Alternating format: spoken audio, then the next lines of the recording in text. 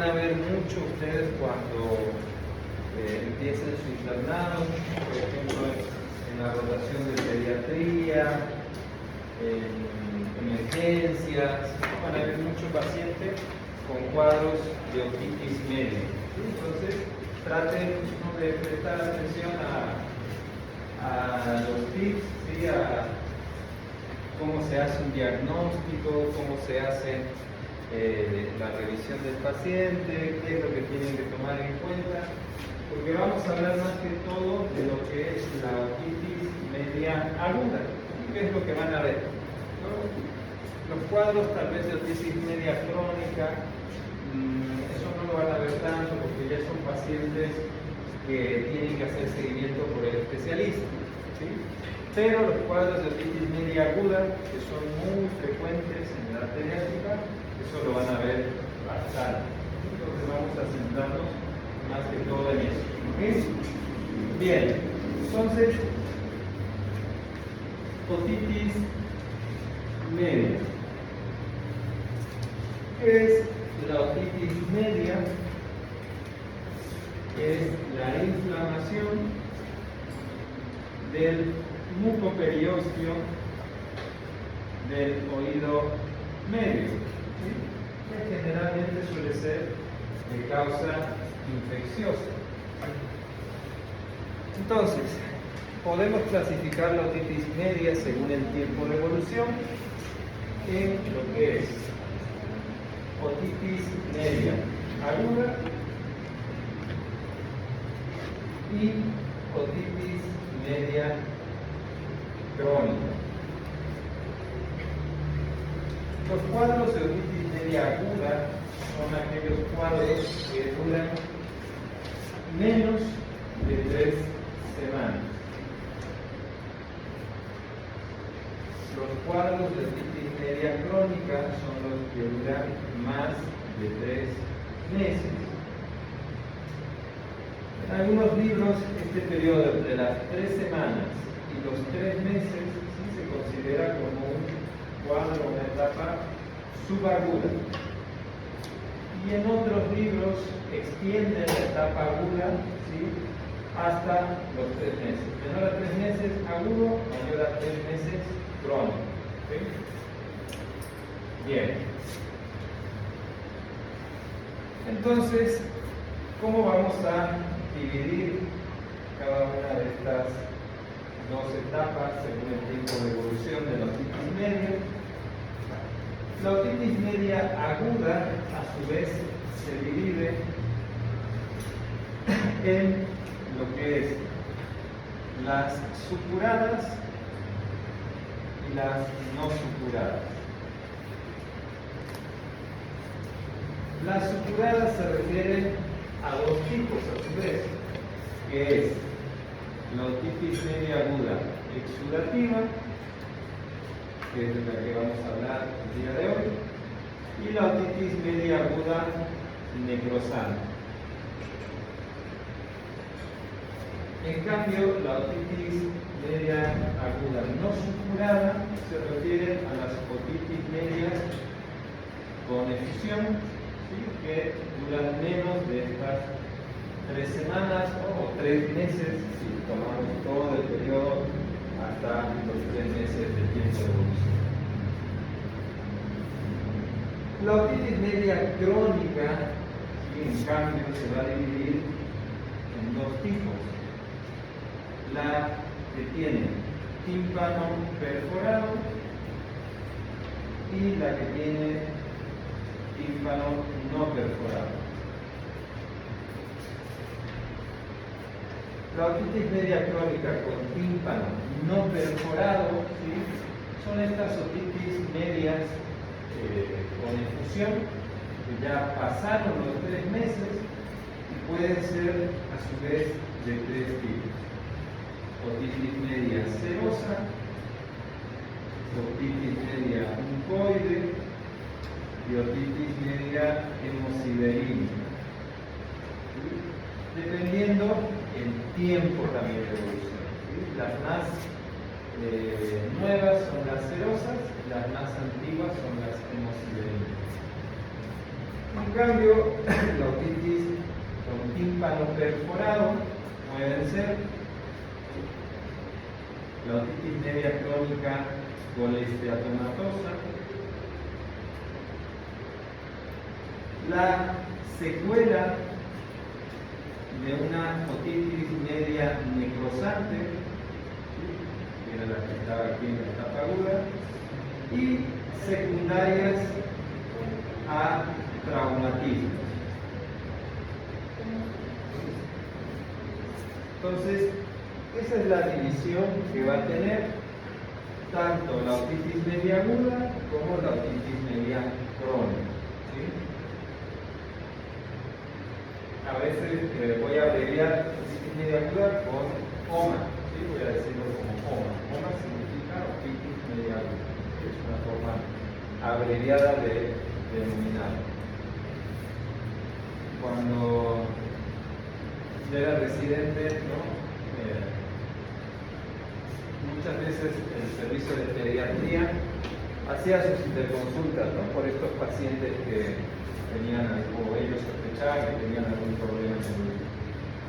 Y en la hoja de interconsulta muchas veces ponían OMA crónica, ¿no? Como diagnóstico. No puede ser una OMA, ¿no? Porque OMA es otitis media aguda. Yo no puedo poner otitis media aguda crónica, no existe eso. Pero continuamente tenían esa falla. Bien.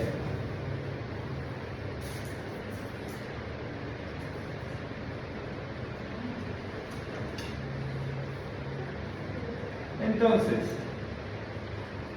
la otitis media aguda, como ya vimos cuando se considera aguda según su tiempo de evolución, tiene la característica, ¿sí?, de que aparte del tiempo de evolución para que se considere un cuadro agudo, tiene que haber una regeneración integral de las estructuras del oído medio. ¿Sí? Es una condición para que se considere como una otitis media aguda. La recuperación, ¿no?, los libros dicen ad integrum, ¿no? O sea, tiene que ser total, ¿sí?, completa. Si deja secuela, ¿sí?, si deja algún tipo de secuela, eso ya pasa a ser un cuadro crónico. ¿Bien? Entonces, aparte del tiempo, para que se considere una otitis media aguda, tiene que haber una regeneración, recuperación total del oído medio. ¿Sí? Bien. Entonces, ¿qué factores van a predisponer a que un paciente pueda desarrollar un cuadro de otitis media, independientemente de si es agudo o si es crónico? Otitis media. ¿Qué es lo que va a influir en la fisiopatología? Entonces, aquí vamos a hablar de lo que son factores predisponentes. ¿Cuáles van a ser estos factores predisponentes?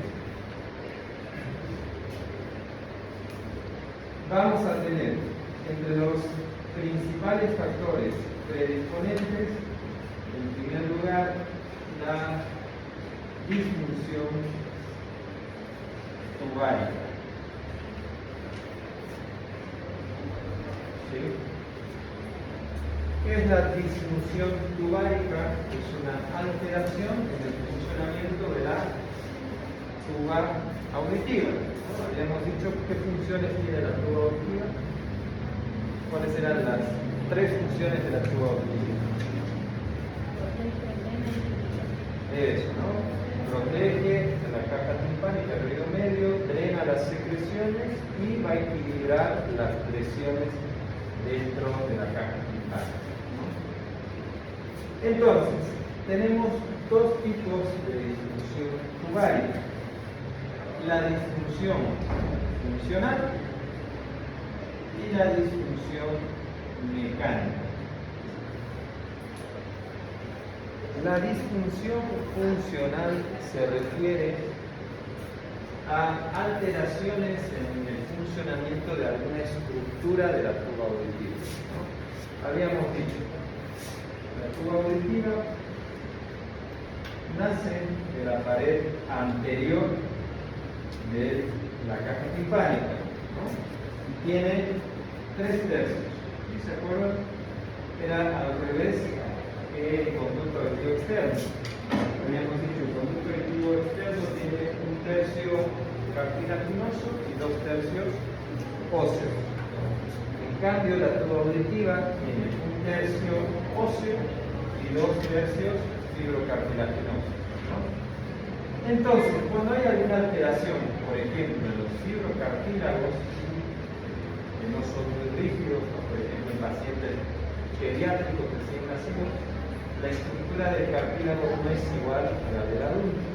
Entonces, la tuba auditiva no va a funcionar de igual manera. O pacientes con alteración de la contracción de los músculos periestafilinos, que van a ser los encargados de abrir la tuba auditiva. Cuando hay alguna alteración en esas estructuras, es un tipo de disfunción tubárica funcional. Y luego tenemos la disfunción tubárica mecánica, ¿sí? Esta disfunción tubárica mecánica puede ser de dos tipos: intrínseca y extrínseca. Intrínseca se refiere que es el cuadro obstructivo, va a haber un cuadro obstructivo dentro de la tuba auditiva. ¿Y la tuba auditiva de qué va a estar tapizada o recubierta? En su interior. ¿Qué es lo que va a ver? ¿Qué hay? Epitelio cilíndrico ciliado, ¿no? O sea, en todo el oído medio hay epitelio cilíndrico ciliado. Es el mismo epitelio de la nariz, el mismo epitelio de la faringe, el mismo epitelio de parte de la nariz, el epitelio de tipo respiratorio. ¿Okay? Entonces, cuando hay una inflamación, ¿sí? Cuando hay una congestión y edema de ese epitelio, por cualquier causa, ¿no? Entonces eso va a obstruir, ¿sí? La luz de la tuba auditiva. Entonces esto es un tipo de obstrucción mecánica intrínseca. Intrínseca porque se produce dentro de la tuba auditiva. ¿Okay? En cambio, la disfunción tubárica mecánica extrínseca se va a producir fuera de la tuba auditiva. ¿Dónde dijimos que iba a drenar la tuba auditiva? En la nasofaringe, ¿sí? En las paredes laterales de la nasofaringe. ¿Y qué estructura, ¿sí? Vamos a tener a nivel de la nasofaringe, sobre todo en edad pediátrica? ¿Qué hay? ¿Qué tenemos en la nasofaringe o rinofaringe o cabefaringe? ¿Qué hay? No, el comete se sana en las fosas nasales. ¿Qué hay? ¿Qué hay en la nasofaringe? Especialmente en pacientes pediátricos. ¿Qué vamos a tener?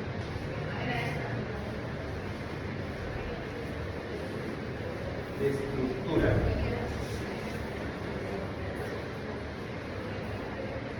¿Qué tenemos a nivel de la orofaringe? Las amígdalas. ¿Qué son las amígdalas?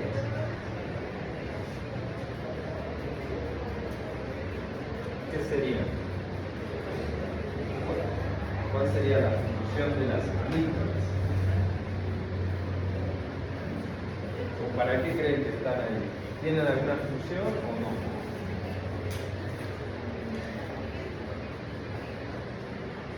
Cuando nacen, ¿sí? Los bebés recién nacidos no tienen desarrollado, no tienen maduro el sistema inmune. ¿Sí? Entonces necesitan una forma para defenderse de las infecciones aerodigestivas hasta que su sistema inmunológico madure. Entonces, ¿cómo se defiende? Gracias a estas estructuras como las amígdalas. Entonces, ¿qué van a hacer las amígdalas? Son cúmulos de tejido linfoideo. ¿Sí? Entonces, los recién nacidos desarrollan este tejido linfoideo en toda la entrada de la vía aerodigestiva. Y a nivel de la nasofaringe hay otro cúmulo de tejido linfoideo que se llama amígdalas faringias o adenoides. ¿Escucharon hablar alguna vez de las adenoides? ¿Nunca? Cuando pasaron semiología, vieron, ¿no? Cuando se estudia lo de las facies, los distintos tipos de facies, hay una fase que es la fase adenoidea. ¿No? ¿Se acuerdan? En semi. ¿Cómo es la fase adenoidea? ¿Quién se acuerda? ¿Cómo es la fase adenoidea? Es un niño, no suele mostrar un niño, ¿no? Que tiene respiración oral, ¿no? Con ojeras, la cara un poquito alargada. Son pacientes que debido al crecimiento anormal de las adenoides o por una hipertrofia adenoidea tienen una insuficiencia respiratoria nasal. Entonces tienen una alteración en lo que es el desarrollo del macizo facial, porque si uno no respira por la nariz, no se desarrolla el macizo facial como se tendría que desarrollar. Entonces, las adenoides específicamente están en la pared posterior superior de la nasofaringe. Y cuando hay una hipertrofia de adenoides, puede obstruir los orificios de drenaje de la tuba auditiva. ¿Sí? Y eso va a ocasionar una disfunción tubárica, mecánica, extrínseca. ¿Sí? Es la causa más común en el paciente pediátrico de disfunción tubárica, mecánica, extrínseca. ¿Sí? Entonces, es importante considerar la exploración de esta zona, ¿sí? De la zona de la nasofaringe, cuando se sospecha alguna alteración, ¿no? De la tuba auditiva que afecte a la caja timpánica. Entonces, las adenoides, ¿sí? Es un tejido que a medida que el paciente va creciendo, va cumpliendo años, se va atrofiando, se va disminuyendo de tamaño. Porque el sistema inmunológico ya madura, ¿sí? Ya tiene su sistema de defensa madurado, entonces ya no es necesario el tejido linfoideo de la nasofaringe. Entonces se va atrofiando y cuando llega a la adolescencia, ese tejido casi desapareció por completo, queda un pequeño remanente. Pero hay pacientes que tienen una reacción hiperreactividad, es una reacción inflamatoria exagerada, que este tejido linfoideo, en lugar de ayudar, por esa hipertrofia excesiva, puede producir problemas de salud. Por ejemplo, SAOS. ¿Saben qué es el SAOS? Síndrome. ¿Qué es el SAOS? ¿Alguna vez escucharon hablar del SAOS? ¿No? Síndrome de apneas, hipoapneas obstructivas del sueño. Cuando el paciente en la noche, cuando está durmiendo, tiene apneas, tiene periodos donde deja de respirar. Son segundos, no ronca, ese paciente que mi familiar ronca y aparte se ahoga, ¿no? Parece que se quedara sin respiración. ¿no? O se despierta ahogado con falta de aire. Esas son apneas del sueño. Y en niños, en pacientes pediátricos, una de las causas más frecuentes es la hipertrofia de adenoides. Entonces hay que tener en cuenta a las adenoides cuando se encuentran este tipo de patologías. Y en paciente adulto, un paciente adulto ya no va a tener este problema de adenoides, no tendría que tenerlo por esto que les comentaba de la atrofia. El paciente adulto que tenga sospecha de disfunción tubárica, hay que revisar cabo para descartar algún proceso tumoral de la nasofaringe, ¿sí? Especialmente cuando es bilateral. Bien. Entonces, la disfunción tubárica es un factor predisponente.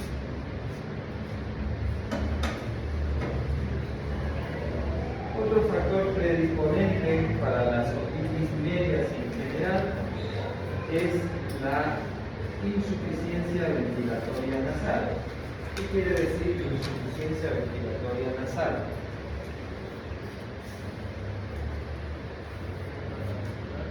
Que no puede respirar por la nariz, ¿no? Ya sea por una o por ambas fosas nasales. Entonces, ¿qué causas de insuficiencia ventilatoria nasal conocen? La desviación del tabique, ¿no? Muy común la desviación septal. ¿No? Ya sea por algún traumatismo o algo congénito, ¿no? Si ese tabique, ese septum nasal está desviado hacia alguna de las fosas nasales, ¿no? Eso va a reducir la permeabilidad de la fosa nasal y puede producir insuficiencia ventilatoria nasal. ¿Alguna otra causa? ¿Por qué? Pero ¿por qué? Puede ser pólipos, pólipos nasales, ¿no? O algún tumor dentro de la fosa nasal. ¿Qué más? ¿Qué más puede ser? Puede ser también hipertrofia de cornetes. ¿Qué más? Puede ser cuadros de meningitis crónica, no hay congestión de la mucosa y eso también va a reducir la luz, la permeabilidad de las fosas nasales, ¿no? Entonces, ¿qué es lo que va a ocasionar esto? Estas obstrucciones de la fosa nasal va a generar una presión positiva en la fosa nasal y a nivel de la nasofaringe que puede arrastrar, puede llevar los microorganismos de esa zona hacia lo que es el oído medio, ¿no? A través de la tuba auditiva, ¿sí? Entonces hay que tener en cuenta esto como factor predisponente, ¿no? Sabemos que la caja timpánica, el oído medio, es una zona estéril, no tendría que haber ningún microorganismo, ni viral ni bacteriano, ¿sí? En cambio, la nasofaringe no es estéril.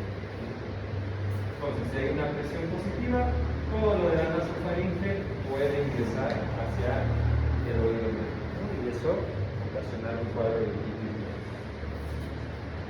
¿Qué otro factor predisponente tenemos? Los cuadros de disinesia ciliares, ¿sí?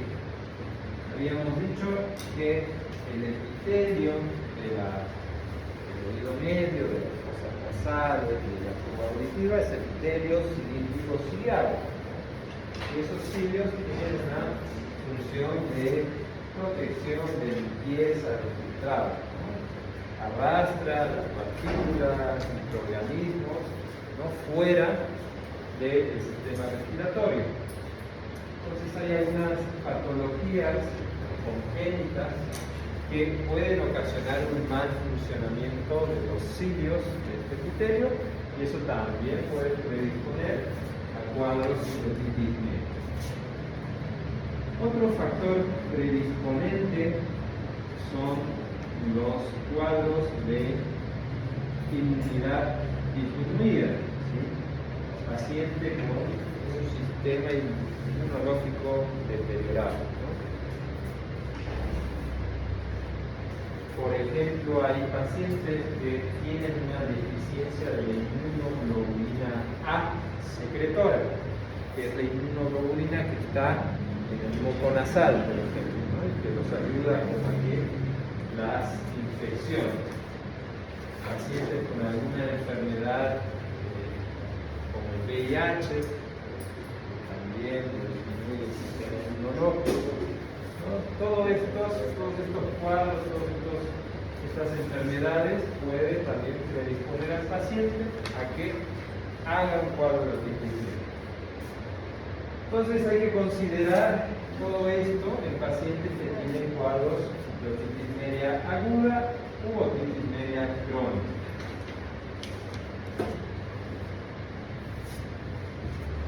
Y luego tenemos factores de riesgo. Los factores de riesgo van a ser factores externos al paciente que también van a contribuir a que pueda padecer de un cuadro de otitis media. Por ejemplo, entre los factores de riesgo vamos a tener el tabaquismo. Se ha visto que el humo del tabaco afecta el funcionamiento ciliar del epitelio respiratorio, no solamente del paciente que fuma, sino también de los que están a su alrededor, ¿no? Entonces, eso es un factor de riesgo para poder desarrollar un cuadro de otitis. ¿Qué más? Lactancia materna, ¿sí? La falta de lactancia materna. Como les había dicho hace unos minutos, el recién nacido no tiene un sistema inmunológico desarrollado, ¿no? Entonces, a través de la lactancia materna, recibe algunas inmunoglobulinas, como por ejemplo la inmunoglobulina A, ¿no? La leche materna tiene inmunoglobulina A. Entonces, pacientes que no recibieron lactancia materna por lo menos durante 3 meses, ¿sí? Eso es un factor de riesgo para que puedan desarrollar cuadros de otitis media. Relacionado también con la lactancia materna está la mala técnica de lactancia materna. ¿Se acuerdan cuando hablamos de anatomía y fisiología? Habíamos dicho que la tuba auditiva del recién nacido, de los bebés, tienen una configuración anatómica diferente a la del adulto, ¿no? Es más corta y es más horizontal. Entonces es mucho más fácil que los microorganismos de la nasofaringe puedan pasar hacia el oído medio. Y aparte, su funcionamiento, ¿no?, tampoco es igual que el de un adulto, ¿no? Porque ese cartílago, ese fibrocartílago de la tuba auditiva no tiene la misma rigidez en el paciente adulto. Entonces, son muchos factores que pueden influir en la infección del oído medio cuando la madre tiene una mala técnica de lactancia. ¿A qué me refiero con mala técnica? Cuando le da de lactar completamente horizontal, ¿no? Toda la misma altura, tanto cabeza como el resto del cuerpo. Entonces, una mala técnica de lactancia puede ser un factor de riesgo para un cuadro de otitis media. ¿Qué más? El ingreso a guarderías a edad muy temprana. Cuando uno lleva al niño a una guardería, ¿no?, 2 años, año y medio, y lo está exponiendo, ¿no?, a diferentes microorganismos. una vez más, la combinación de que su sistema inmune no está desarrollado y que esté expuesto a otros niños que puedan estar cursando alguna infección respiratoria, pues vamos a ver cuáles son los patógenos que están relacionados con los cuadros de otitis media aguda, lo hacen un blanco fácil para que puedan infectarse y tener como complicación un cuadro de otitis media. Entonces, el llevarlo de forma temprana a las guarderías, a los jardines, quintas, esos lugares, lo expone, es un factor de riesgo para los cuadros de otitis media. Luego tenemos también el hacinamiento. ¿Sí? El vivir en un ambiente pequeño, entre muchas personas, con una ventilación deficiente, también lo expone a poder contraer diferentes infecciones respiratorias que pueden luego complicarse con un cuadro de otitis media. Entonces, todos estos son factores de riesgo, ¿sí?, que van a ayudar a que la enfermedad pueda desarrollarse en estos pacientes. Acuérdense, factores predisponentes son cosas internas y los factores de riesgo son externos. Bien, entonces, ¿cuáles van a ser los microorganismos que van a ocasionar los cuadros de otitis media aguda? Tenemos los microorganismos o patógenos bacterianos y los virales. Dentro de los patógenos bacterianos, el más frecuente es el Streptococcus pneumoniae, la causa más frecuente de otitis media aguda, con un 45 a 50% del total de las infecciones. Luego, en segundo lugar, tenemos al Haemophilus influenzae, que constituye un 20 a 30% del total de las infecciones. Luego tenemos a Moraxella catarrhalis, ¿sí?, que es un 10 a 15% del total de las infecciones. Tenemos al Streptococcus beta-hemolítico del grupo A, con un 5% aproximadamente, y al Staphylococcus aureus con un 1 a 3%. ¿Sí?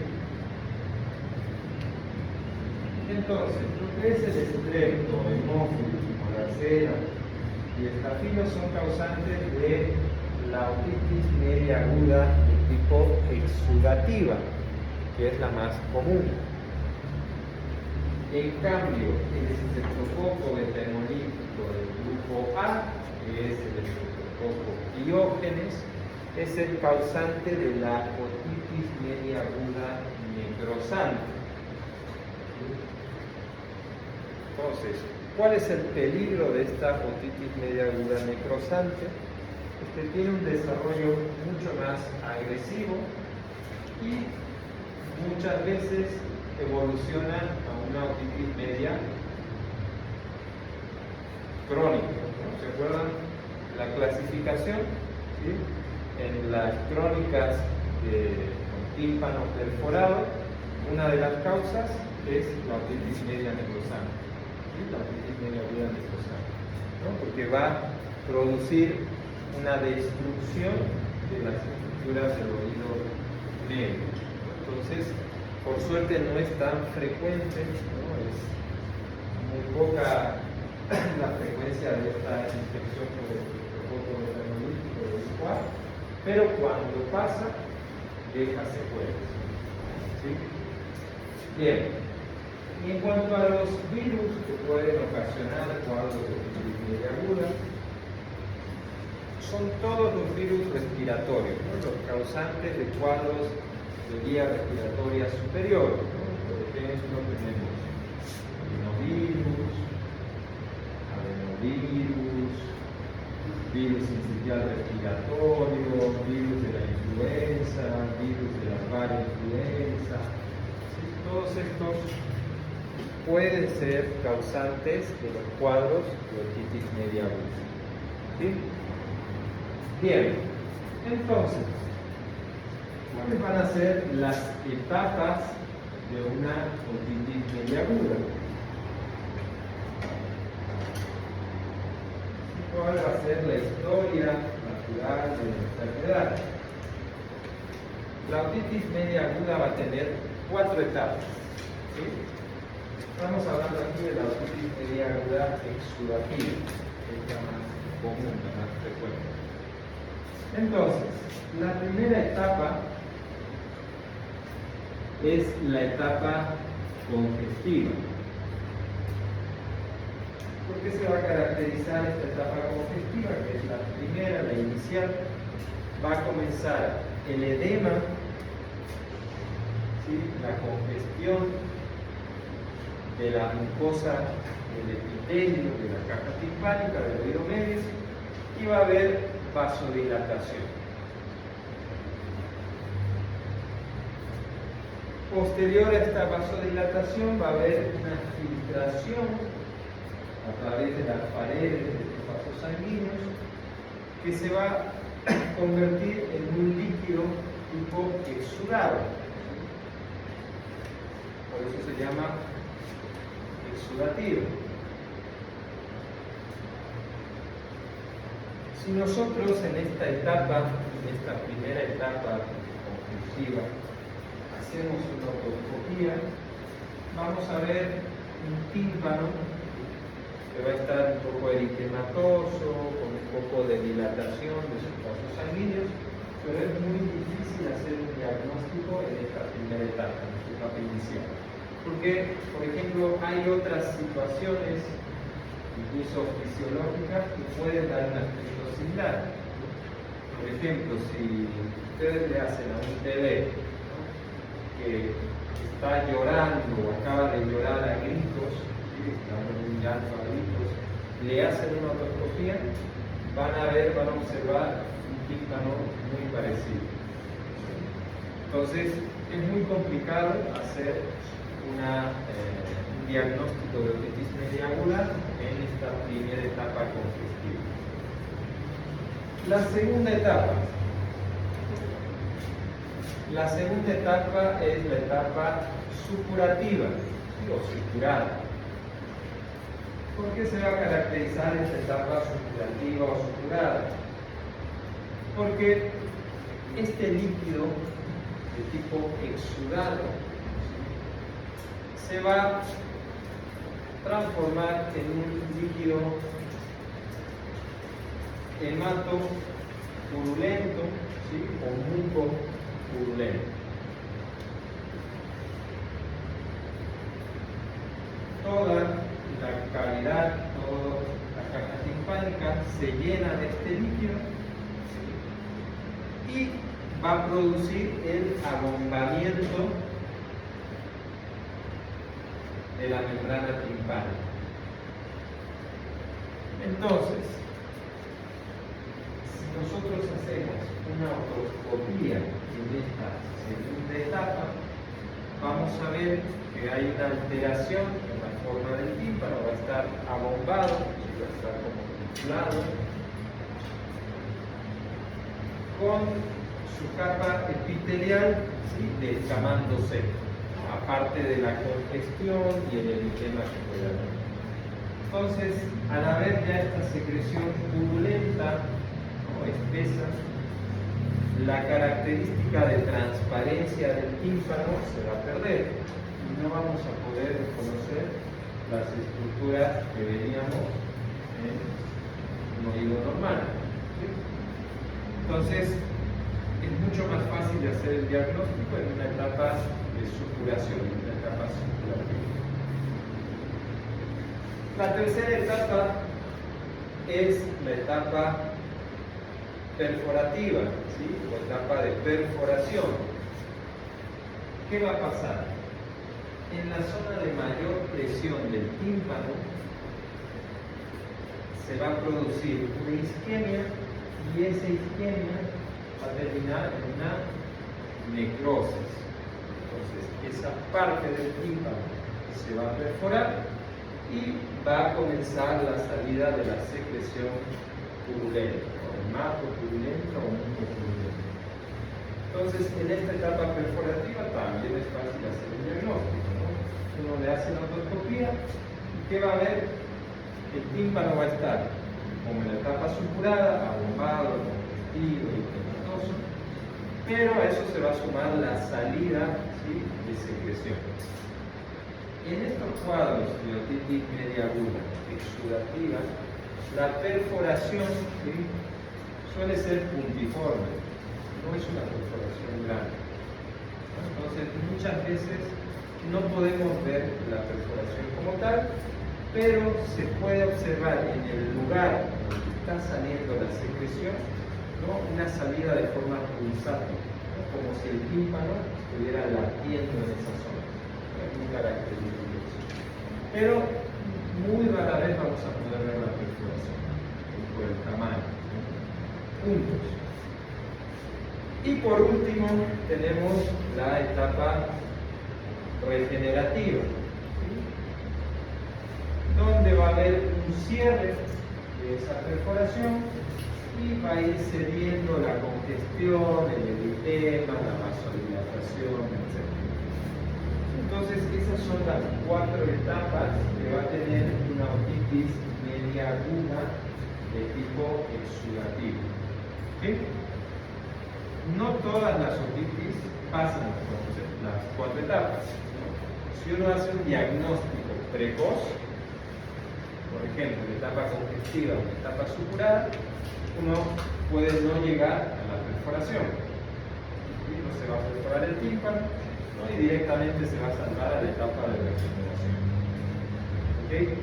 Entonces, no siempre van a pasar las 4 etapas de la otitis media aguda exudativa.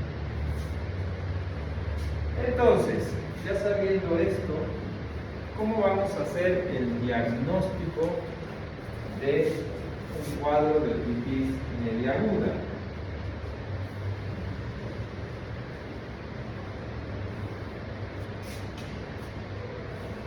El diagnóstico lo vamos a hacer con la clínica, con las manifestaciones clínicas. ¿Cuáles van a ser las 4 manifestaciones clínicas que van a tener la mayoría de los pacientes con OMA? Aralgia, ¿qué más? Puede tener, pero no está en las 4 principales. ¿Cómo? Corpucia. ¿Qué? Otorrea y fiebre. Sí, la mayoría de los pacientes van a tener estas cuatro manifestaciones clínicas. Puede haber otras manifestaciones clínicas, puede haber, ¿no?, vértigo, puede haber malestar general, dolores musculares, cefaleas, pueden haber, pero no son tan comunes como estos 4. ¿Sí? La fiebre.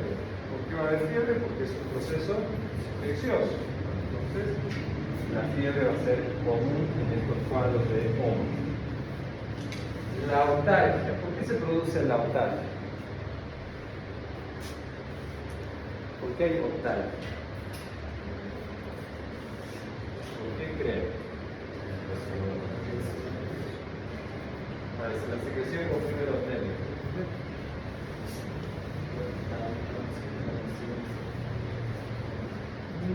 Por la inflamación. ¿Qué más? ¿Por qué más puede ser? Cuando, a ver, la inflamación y todo esto va a producir, ¿no?, el dolor. Pero lo que suele ocasionar más dolor es la distensión del tímpano. ¿Sí? Como se acumula en esa caja timpánica secreción y aumenta la presión dentro del oído medio, esa presión busca liberarse por algún lado, ¿no? ¿Cuál es el lugar por el que puede salir o podría salir es la membrana timpánica, ¿no? Es la única que se puede estirar, ¿no? Porque todas las demás paredes son, ¿qué son? Óseas, huesos, ¿no? Acuérdense, cuando describimos todas las paredes de la caja timpánica, todas son óseas, a excepción de la pared timpánica, ¿no? De la pared membranosa. Entonces, ese estiramiento, esa distensión de la membrana timpánica es lo que va a ocasionar principalmente ese dolor. ¿Sí? Entonces, de las 4 etapas, ¿cuál va a ser la más dolorosa? De las 4 etapas de la otitis media aguda exudativa, ¿cuál es la que más duele? ¿Será la perforada? Congestiva, la supurativa, ¿sí? La supurada es la etapa que más va a doler. El paciente va a tener más dolor porque ahí el tímpano está completamente estirado. ¿Cuál va a ser la que menos duele? Será la congestiva, la perforada. ¿Por qué? Porque ya se liberó la presión y el tímpano dejó de estirarse. ¿Sí? Pero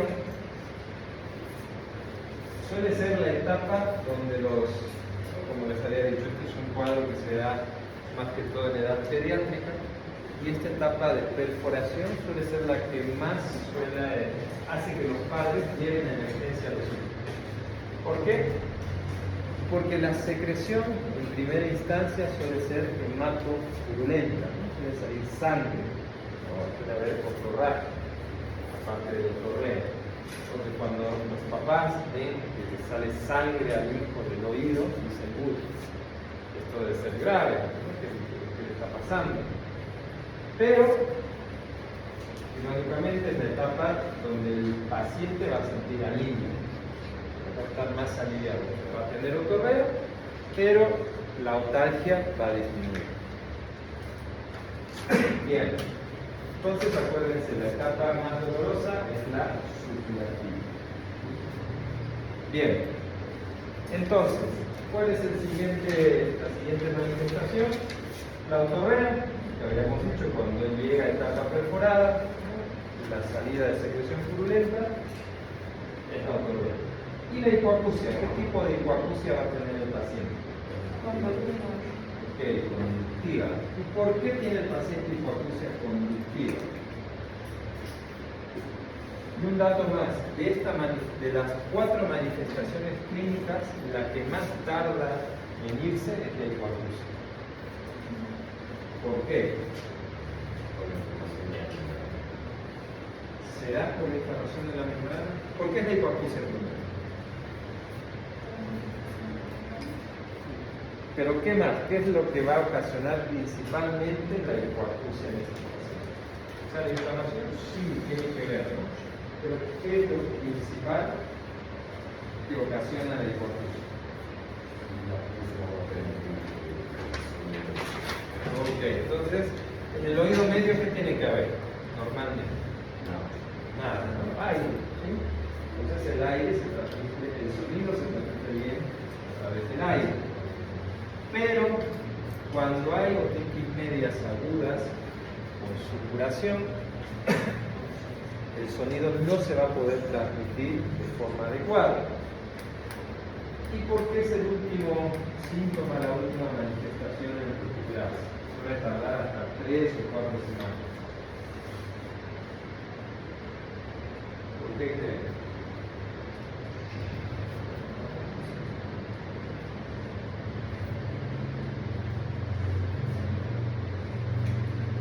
¿Qué pasa con ustedes? Tiene que vaciarse completamente de Ok. A ver, dice es por la perforación del tímpano y aquí su compañero dice es porque tiene que vaciarse toda la secreción. La perforación no es tan grande como para producir una hipoacusia, como les habíamos dicho, ¿no? Suele ser perforación puntiforme, ¿no? Ahora sí, si fuera una otitis media aguda necrosante, donde suele perforar o romper casi la totalidad o la totalidad de la membrana, entonces sí puede justificar. Pero en la mayoría de las otitis medias agudas exudativas, la perforación suele ser puntiforme y cuando llega a etapa regenerativa se cierra, ¿sí? Y eso que ocasiona que no se pueda drenar todo el contenido de la caja, porque la ortorrea es el drenaje de la secreción purulenta de la caja timpánica. Entonces, al cerrarse esa perforación, ¿por qué no se puede drenar eso, esa secreción? ¿Por qué tarda tanto en drenarse? Uno por el cierre prematuro de la perforación y otro ¿por qué?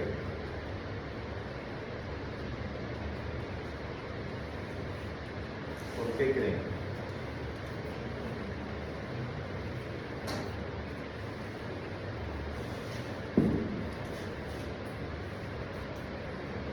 ¿Qué es lo que drena o tendría que drenar el origen? La tubería. ¿Okay? ¿Cuál es un factor predisponente para las otitis medias? La disfunción tubárica. Entonces, estos pacientes, que muchos tienen una disfunción tubárica, no van a poder drenar, ¿sí?, la secreción contenida dentro del oído medio.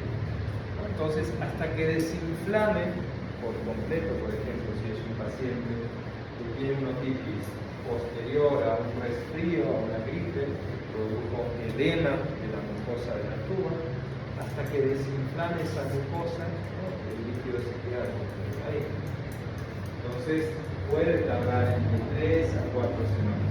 Incluso hay pacientes que no terminan de drenar nunca el contenido, porque tiene alguna disfunción permanente, por ejemplo, un paciente con hipertrofia de adenoides. Esa secreción va a quedar contenida ahí y el paciente va a permanecer posterior a la infección con un cuadro o una manifestación de hipoacusia, una hipoacusia conjuntiva.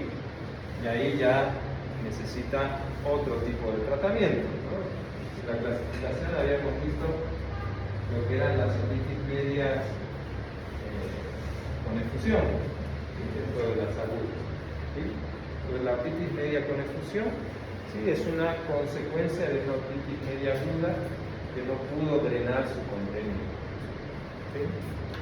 Por eso tarda tanto en recuperar la hipoacusia. Bien.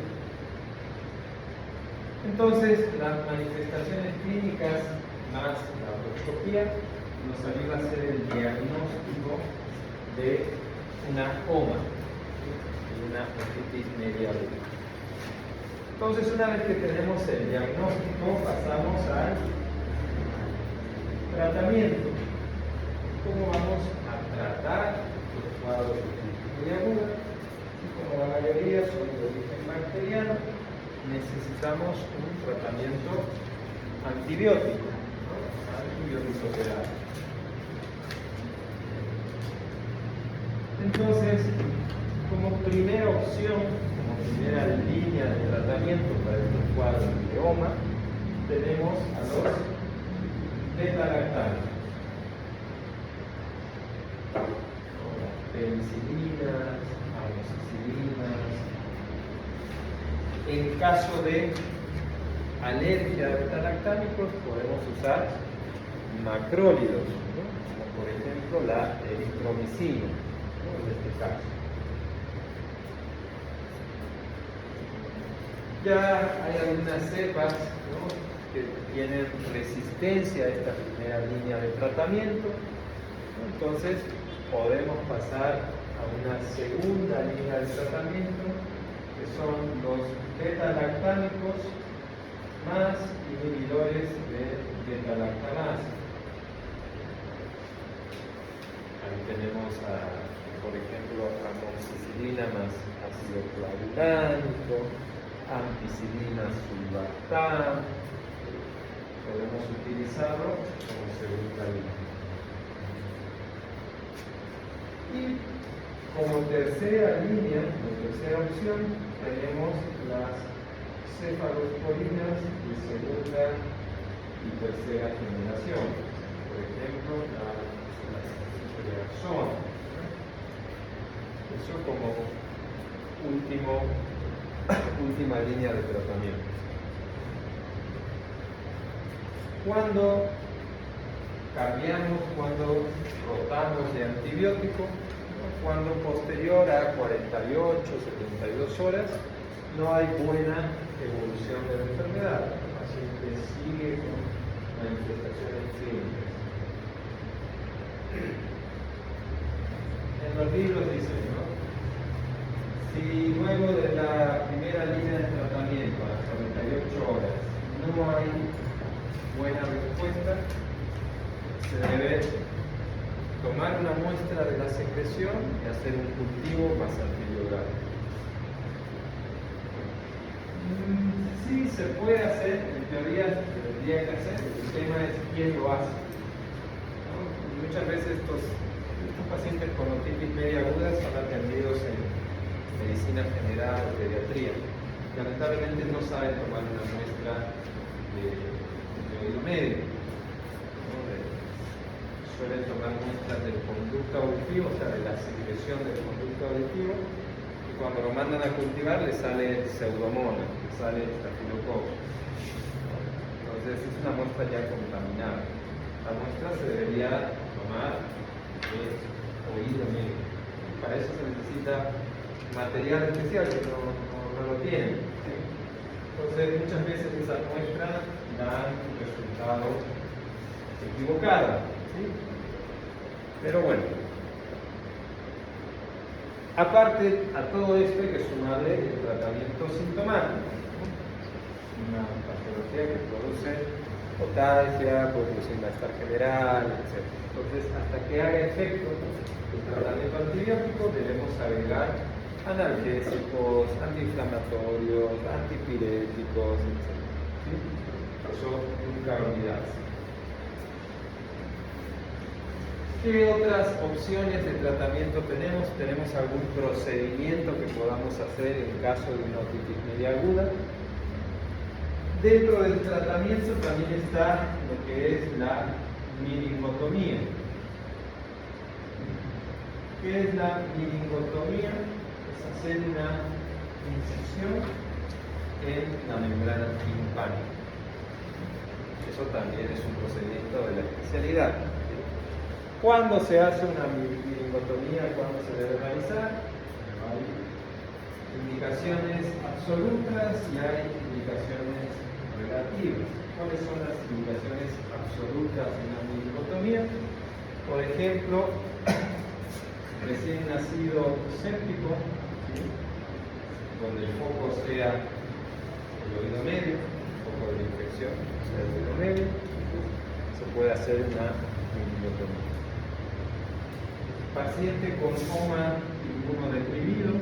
¿Eso qué es? ¿Absoluta o relativa? Son absolutas. ¿Sí? Paciente inmunodeprimido con coma. Y paciente con coma más una complicación. ¿Sí? ¿Cuáles son las complicaciones de una otitis media aguda? Hay complicaciones intratemporales y complicaciones extratemporales. ¿A qué se refiere eso?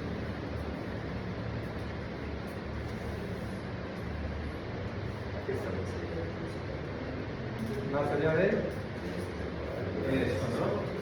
Se refiere al hueso temporal, ¿no? Por ejemplo, la complicación intratemporal es la mastoiditis, ¿no? Otra complicación intratemporal es la parálisis facial periférica. Una complicación extratemporal es una meningitis, una absceso endocranial, etc.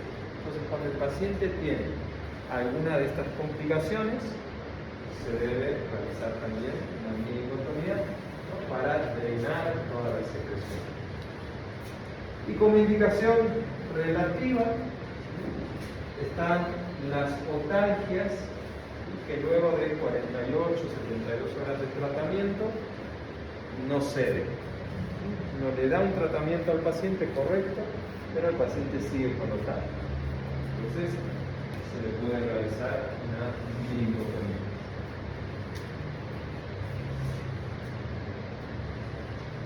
Bien, vamos a quedar ahí. ¿Sí?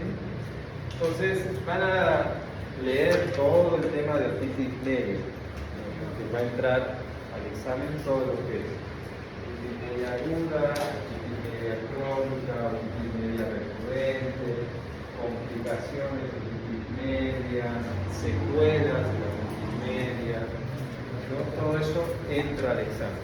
Yo les voy a mandar al grupo de WhatsApp. ¿Hay un grupo, no? ¿Y yo cuál? Ok, entonces les voy a mandar todo el temario, ¿sí? Que va a entrar al examen, así ya lo van a estudiar. Todo el libro, el libro de adelante. Ya tienen todos el libro de adelante. ¿Sí? ¿Seguro? Bájense, no, si no lo tienen, ya lo tendrían que tener en el libro. Pero si no lo tienen, bájenlo. Es gratuito. No tienen que comprarlo. ¿Sí? ¿Dudas? ¿Preguntas? ¿Todo claro? Ok, nos vemos la siguiente semana.